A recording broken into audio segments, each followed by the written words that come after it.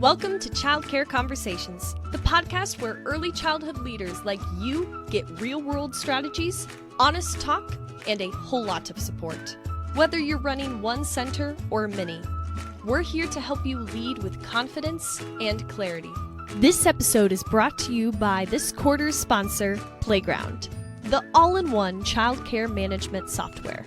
We're all about managing monkeys and saving you time at your center. With this platform, you can. We're proud to partner with a team that's as committed to your success as we are. Learn more at tryplayground.com. Now, let's get into today's conversation, one we think you're really going to love. Welcome back, guys.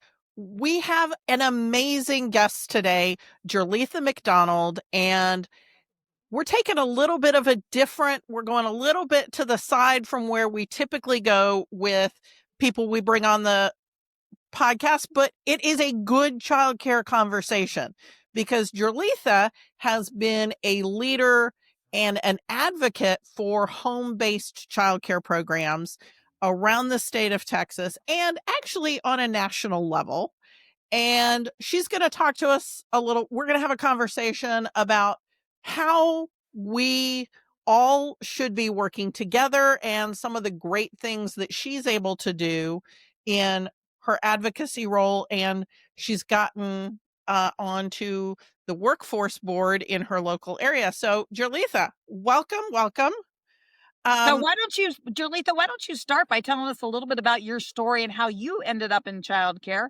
And from there, I know Carrie's got some questions. She was ready to start. I'm like, no, slow. All right.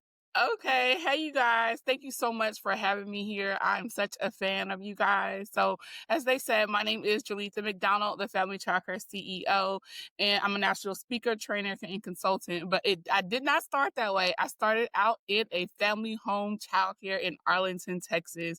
I was a lab tech at a hospital here in the Dallas area. I lost my job and I was pregnant with my son. So I was at home. I was a stay-at-home mom all of a sudden with a whole bunch of kids in the neighborhood. So one day, my husband at the time came home and he was like, you need to start a childcare. And I was like, you know what? I think I will. And I looked it up on childcare regulations, and I just did everything I needed to do, started a family childcare business in Arlington, Texas, and I am here now. Love that. I think that's such a great story. And if you're listening and you don't already know, both Carrie and I started registered home-based childcare centers over 30 years ago when our oldest kids were born. So with that, Carrie, I know you have questions, so I'm going to let you start. I do. So one of the questions that I'm sure the person listening is wondering is, so you started a home-based program, which a lot of people do, and then they grow it into either a licensed program in their home or a licensed childcare center. So what are some of the reasons why someone would decide to stay in a home-based program instead of go bigger? Oh, because sometimes some women, they just want it that way. I was one of those women. So I went from, like you said, a registered home to a licensed home. And I was able to make a great living that way. And also I wanted to really niche down. So I did 3 niches. When I first started, like you guys, I had 3 children, all different levels, grade levels. So I was like, you know what? I'm going to do transportation after school. I'm going to do transportation after school, and I'm going to have mixed age groups because that fits my lifestyle. Then my children got older, and then I stopped doing transportation because they were able to walk back and forth to school. And then they went out the house, and so I started infant and toddler care. So it fit my lifestyle because I did a lot of extracurricular activity with my children, and so I was able to do that, and I made a great income doing that. So I just wanted to stay in my home. But some women do decide to go on to have a childcare facility, which I think owning and operating a registered or licensed childcare home is a great stepping stone because you learn all the foundation that you need to run an actual childcare center. Yes, there's more when you go to a center, but you have that foundation and you already built up that clientele. So I think it's a great segue for women who would love to go on to start a childcare business. I don't know about you, but I think one of the things I learned was my personality. and whether or not I needed layers between parents. Yeah. Because Well, and I learned that I have to have another person who knows how to conjugate verbs in the building. Yeah. Because I had an infant toddler only home-based program, Uh-huh. and I did not make it 6 months before I had to hire a part-time assistant just so I had somebody to talk to who Yeah. could talk back. Mm-hmm. Absolutely. Absolutely. I did too. My mom was my assistant, and then I had two ladies in my community that went to my church were later on my assistants as well.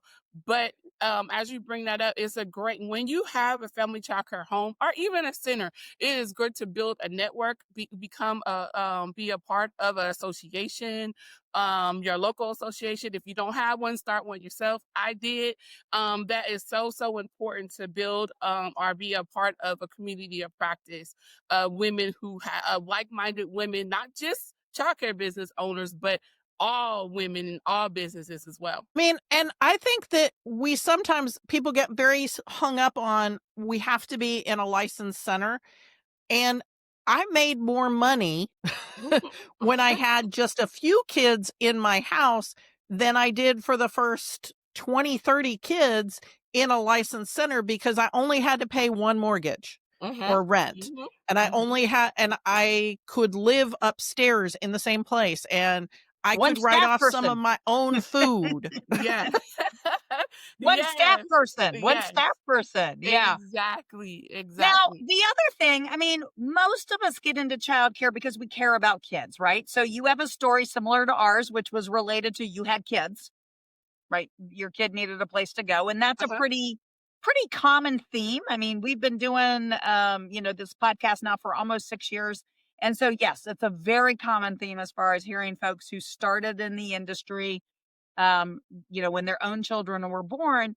But one of the things that I think is really exciting and a great way for a childcare center or school to collaborate in the community is because we know that there are some kids that are overstimulated with, Mhm, you mhm, know, 12 other kids in their room in a facility that holds 200, where being in a registered family home for infants and toddlers and there's only 4 kids, that might be the perfect place. Carrie, how could a director make that referral, identify it? What is something they might look at or see in the child that's really going to thrive better in a different location? Well, I mean, the way I got my first clients was that I had worked at a program that was an infant toddler program, and they had a 2-year waiting list. mhm, So by the time somebody got in, they probably didn't qualify anymore. So with the center that I'd worked at, referred kids to me to go to the school. So getting people off the waiting list who you think would be a good match is mhm, one way. But then also, if a child is just really having a lot of attention seeking behavior, mhm, and they're not understanding dynamics with other kids their age, starting them in a smaller group is often very helpful. So mhm, if a kid went from being the only child at home into a classroom with 17 other children because they went into a threes classroom, that's a lot of difference from no playmates to 17 playmates. And mhm. that's too big a jump for some kids. And so they need to instead go into a home-based facility for a while so that they're like, okay, this is 4 other kids, this is 7 other kids. Like they're learning how to be with other children. Huh? And then if that home-based program is just I only take them until they're 3, once they start mouthing off, they need to go. Uh, then they come back to your center after that point. Because again, my program was infant and toddler. Once you were 3, you were done with my program. Uh-huh, uh-huh. So I So think it would be a good referral. so, Jerletha, in your experience, what is a way that licensed program directors and owners can find and collaborate and get to know registered family homes or licensed homes?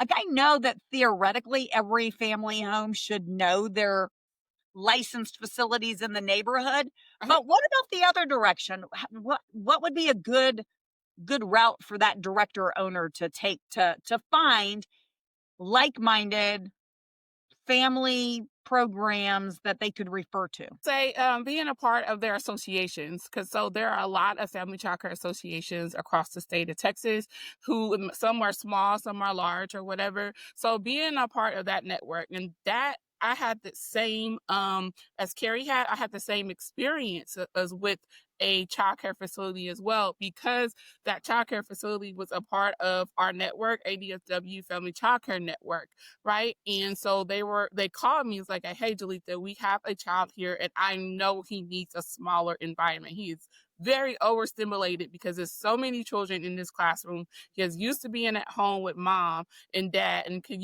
you have room to take him?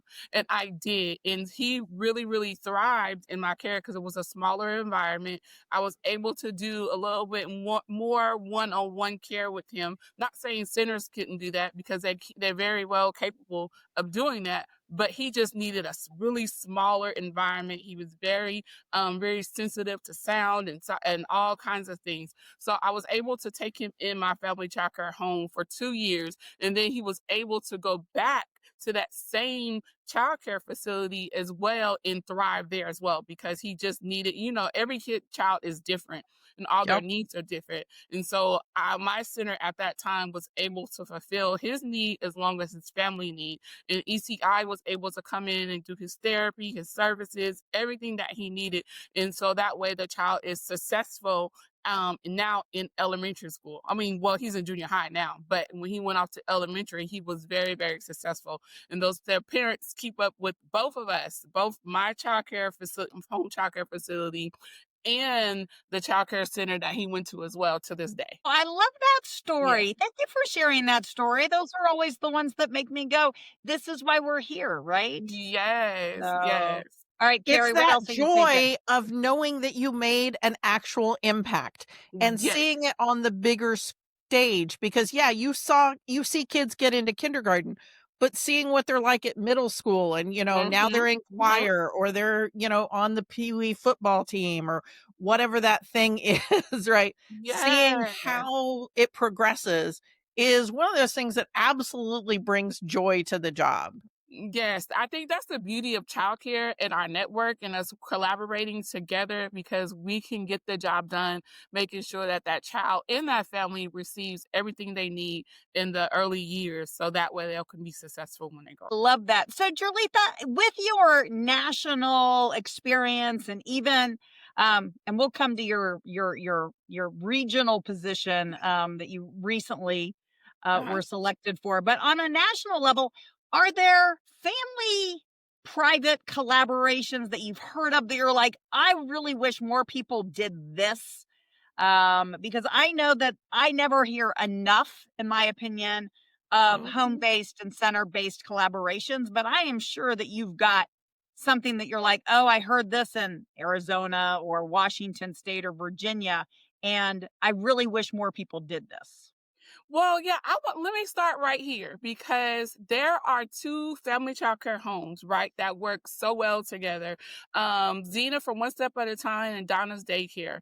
Xena cares for children Donna cares from children from birth to 2 years old. And then once they turn 2, they go to Xena's home, which she cares for children from 3 to 5 years old. And then they go on to their local school district, right? And they have been doing this for about over 25 years, and it has worked well, and they live 3 houses down from each other. So when I talk about collaboration, that's really what I mean. A lot of times, sometimes centers and homes like, well, I'm not going to share information, or I don't want my child to go there if I'm closed for a couple of days because they're going to take my children. No, they're not. Actually, childcare, I like to call childcare, especially family childcare, like boutique childcare, right? You have the most unique environment, and the parent is shopping for childcare. So the parent's going to go where they like to go. So that is um, um, one example. And then in Tulsa, Oklahoma, oh my gosh, I just came back from Tulsa, Oklahoma, and they have early head start for family childcare homes. And I got a chance to network with the women that are running these family childcare homes. When I say these homes are out of sight, they have the support from the early head start initiative. Their playgrounds, I actually seen a picture of one of the playgrounds. I said, is this a park or is this your backyard? She said, this is my backyard, and her backyard looks just like a park. All their centers, every last one of them, there's 21 of them that's in this cohort group, from Educare, who operates their early head start program. Each one looks like an actual child care center, like a brick and mortar. I mean, and also they get all the supports of early head start. They have a family advocate. They have parent engagement meetings. It's just like top tier, and they're all in Texas. We call it Texas Rising Star. They're 4-star. Yeah. In Oklahoma, I'm going to say they're 5-star. They're all have the highest star ratings for their QRS program. I'm like, if this program was modeled across the United States, I mean, family childcare educators will have everything they need. I was blown away. Well, I yeah. want to start back here in Texas. Why is early Head Start and Head Start only in centers and school districts? I think that's a very good question. I think there are, if we say that parents should be able to pick the type of care and education that they want, Yeah. then they should be able to pick the kind of care and education they want. It should be available at all the different levels. Yes, I really, yes, that program should be in every state. It should be an option for family childcare educators or center owners and directors if they want the early Head Start program in their childcare facility. I know it is here, but not in this area for family childcare homes. And what I've seen, I'm going to do my best to see how can we get that program, that grant here in Texas, because I was blown away.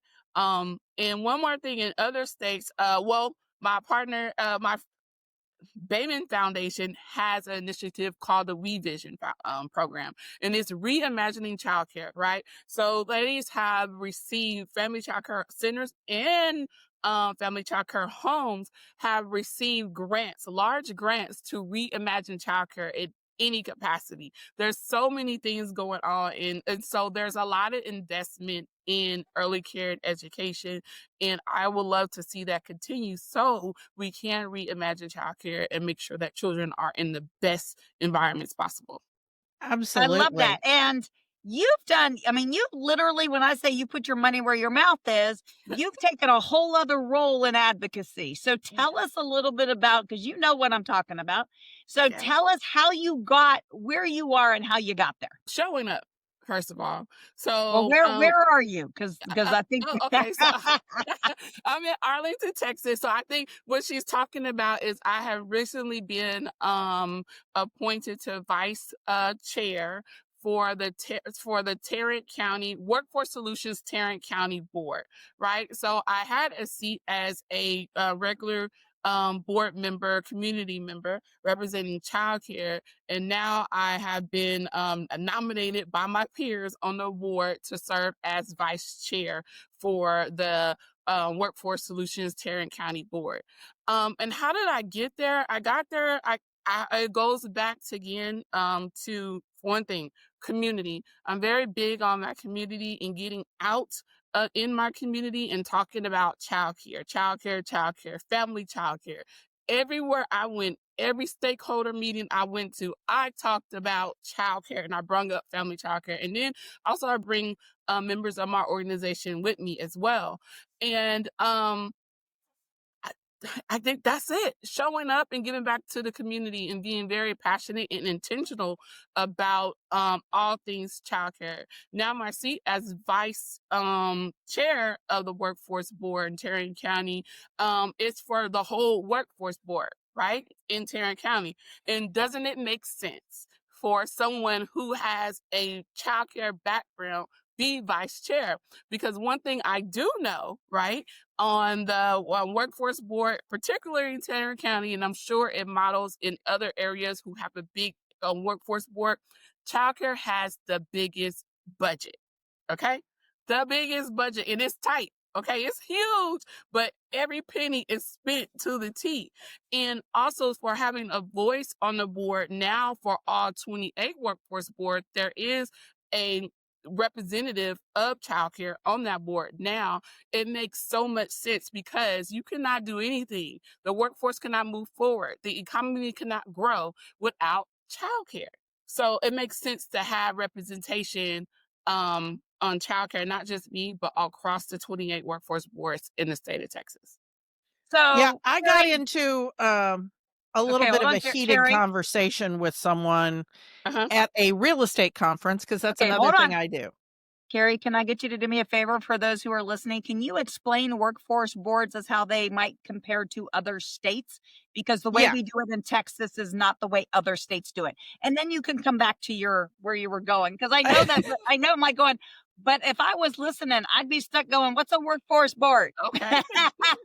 Okay, so in Texas, the Texas Workforce Board is a state agency, and since Texas is so huge, it's divided into 28 different boards. So there's a statewide agency and then 28 local areas. And the workforce board's jobs are to support the local workforce. And in Texas, it's also where all of the money from the Child Care Block Grant Fund funnels into the community. So that regional workforce board, one of 28, has the money from the federal government to support childcare for low income and student families. And so that's why the biggest piece of their budget is that. The other part of what they do is help ensure that Texas employment law is followed. They handle our Texas unemployment insurance, and they handle claims about discrimination. So, and they help people get jobs. Oh yeah, that's the thing people think of with the workforce board, Well, is they that also they help the people employ- get jobs. and But they it help has the like these employers 5 find different empl- roles. and they help employers find employees. Right. It goes both ways. Yes. Mm-hmm. But I had I was at a conference, and there was this guy who was like, I think the federal government needs to stop paying for childcare, and we should go back to how it was in the 1950s. And I was like, okay, but I just answer me this question. If we're having a hard time filling positions now with the available workforce that we have, if the federal government stops paying for childcare and 1 in 4 women in the workforce have children under the age of 9, Mm-hmm. how is that going to work? Make it make sense. If we take 1 in 4 women out of the workforce so that they can watch children under the age, I think it's 9, maybe it's under 12, but of an age that they would use childcare, 1 in 4 women in the workforce have a child who would need childcare. If we stop supporting childcare, how are we going to get people going to work? Exactly. If we're going to take that amount of the workforce out? And he was like, really? Is that the statistics? And I was like, yeah. And he's like, well, I'm going to have to look into that. And I was like, you do that. And I will see you at the next conference, and we can resume this conversation. I think you should have said, and here's my card. Let's get you on the podcast, because I'd love to have that debate there. No, wait. Did I say that out loud? Right. I don't know that I wanted to have another 20-minute conversation this soon after, because I was just very surprised that somebody who is working in an industry all about getting people into buildings to work and to live would be like, what we need is to do less to support the workforce. And I'm like, if we do that, then this whole real estate industry just goes completely belly up. I don't think that's going to work out the way you think it's going to work out. Right. So, Jerletha, you mentioned that maybe you couldn't find, but you started an association in your area, in your county region, because maybe you were looking for the diversification, because sometimes there might already be an association, but it doesn't reflect who you are. Maybe it's not, doesn't align with your thoughts on collaboration, or maybe it's pretty myopic in the fact that, they all want to talk about public school and the role that public education is playing now in early childcare, right? So Mhm. how could somebody who's listening who doesn't have maybe an association that they feel they fit, how could they get started? What would be a word of advice you might give somebody listening who's like, you know what, if you don't like the group you've got, go make your own. And here's my suggestion. Yeah, so I would just say start meeting. That's what I did. Like I at that time I didn't know how to start an association or what, but I knew, like you said, I wanted something that reflect a diverse community and something that really actually gave me resources for my childcare business. And one that talked about solutions, talked about lifted up challenges, but talked about the solutions for those challenges. And at the time for me, it was becoming a business owner because I didn't know anything about business. So I wanted that. And then two, to learn about the different resources, learn about becoming Texas Rising Star, our QRS program here in Texas, or learning about the different organizations here in Texas that are here to help family child care programs. So what I did was I looked up the list on Child Care Regulations website, and I called everyone in the city of Arlington, Fort Worth, and Grand Prairie, and those are my surrounding areas. And I was like, hey, I'm going to host a meeting at the library at 1 o'clock on the 14th. When you want to come? And so at that time, 6 people showed up.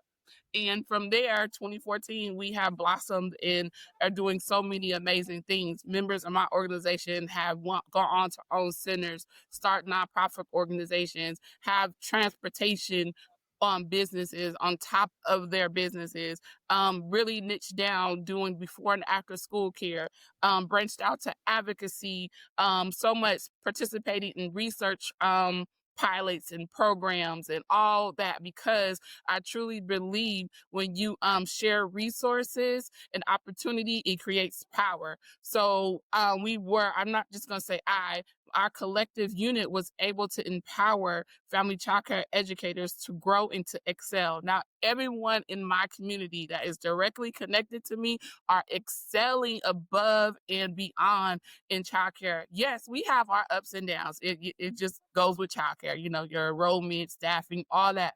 But at the center of it, we were able to make sure that women have the foundation to run high quality, sustainable businesses and to think about solutions and how to pivot. And so that is the importance of your community. And I would just say, just start. If you're looking to start a family childcare association, I definitely can help you with that. And also plug into national organizations such as the National Association for Family Childcare, Homegrown as well, All Our Kin. These are all national organizations that are here to help in family childcare educators across the nation. So plug in and be present. And I would just say, just do it. Like Michael Jordan says, just do it. And then also ask, but now we have so much resources available to us to where you could just put it in ChatGPT and see how to start something. But there is nothing more significant and powerful than building community of people, of like-minded individuals like yourself, and like other family childcare educators, leaders, center owners, directors, agencies who have done this. Connect with them and also connect with your local childcare ecosystem. In my area, it is the Early Learning Alliance. With the Early Learning Alliance, everybody is part of their childcare associates, where we get our subsidy, Head Start, Help Me Grow North Texas. Everyone is there, right? Educational First Steps. We all meet together quarterly to talk about ideas and get to know each other. So all I have to do is call any one of those organizations, just anyone, and they will show up. That is the proof in the pudding. Even our workforce board, we will call them, our state rep, mayors, councilmen, all that. Because we are visible and we are in the community and we show up. So that's what I say. I love that. Sounds amazing. Amazing. Yeah. And again, guys, I told you that this was going to be an amazing episode and that we had a phenomenal guest. Okay. And did I lie or did I tell the truth?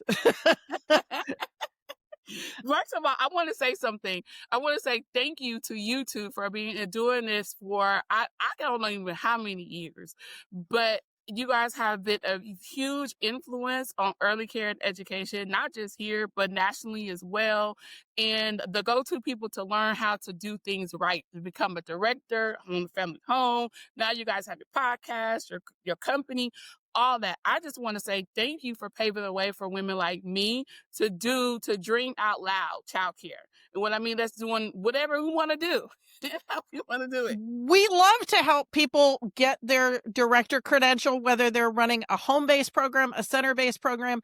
That's why we made it a national credential, because we want people all around the country to learn how to run their business like a business and go from feeling overwhelmed by, oh my God, there's so many things I have to learn, to, I got this. I absolutely have got this. So thank you so much. Thank you so much for all you do to help other women fulfill their dreams. Thank you. And if you got something from this episode, make sure you share the show with someone who needs to know. And we will see you in a few days. Thanks for tuning in. We love bringing you real talk and fresh insight from the world of early childhood education. Be sure to follow us on social media to stay connected and catch all of the latest episodes. And if you're planning a conference, training, or special event, Kate and Carrie would love to speak to your audience. You can learn more about their keynote sessions and workshops at kateandcarrie.com. If you learned something today, share the show and leave us a review below. We'll see you next time on Childcare Conversations.